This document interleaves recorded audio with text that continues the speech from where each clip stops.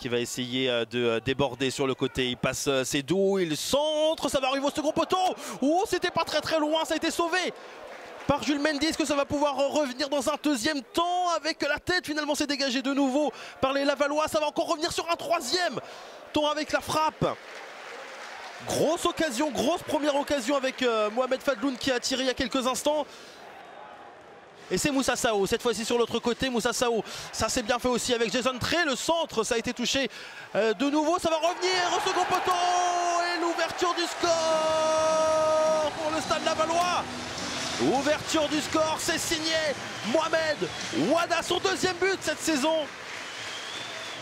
Enfin, il a fait quelques minutes en Ligue 1 face à 3.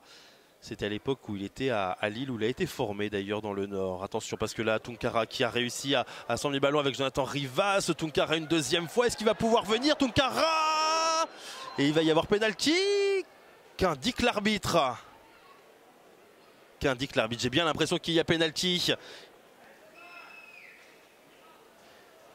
Et c'est Pierre-Charles, Jordan Pierre-Charles qui va tirer dans quelques instants. Jordan Pierre-Charles face à Alexis Sauvage. Jordan Pierre-Charles, l'égalisation. Ça fait un but partout dans ce match. On avait parlé, je ne sais pas si vous vous souvenez, il y a quelques instants d'un 3-2. Bon, on en est encore loin, mais quand même.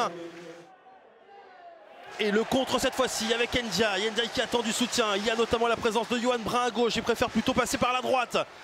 Même s'il n'y a pas grand monde dans le centre, avec notamment Robinet. La frappe magnifique. Et c'est son deuxième but avec la formation Lavallois. Son premier, c'était il y a quelques jours face à Saint-Brieuc. Cette fois-ci, ce n'est pas un penalty. C'est une frappe croisée magnifique. C'est signé Thomas Robinet. En tout cas, une première période vraiment très intéressante. Et c'est la mi-temps, ici, au Stade Francis Levasseur. Deuxième période ici au Stade Francis Levasseur. Et attention, parce que là, il peut y avoir une possibilité avec l'accélération. C'est très bien fait. Et le 1 contre 1 à suivre, pourquoi pas pour les Lavallois. Et l'erreur, la petite erreur qui va permettre à Wada d'aller inscrire son deuxième but. Le deuxième but pour le Stade Lavallois, signé Mohamed Wada, son doublé ce soir. Ça fait 3-1 pour Laval. Et de nouveau la récupération du ballon avec Ndiaye. C'est Moussa Sao qui va pouvoir récupérer le cuir. Est-ce qu'il va frapper Moussa Sao? En tout cas, il se met en position de frappe. Oh, ça passe à côté des cages. L'ancien joueur du Red Star qui n'était pas très loin de trouver les buts, les filets.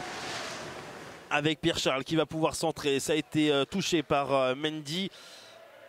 Et ça va être récupéré avec le gros travail de Wada. Encore une fois, il est percutant, il est très intéressant Wada.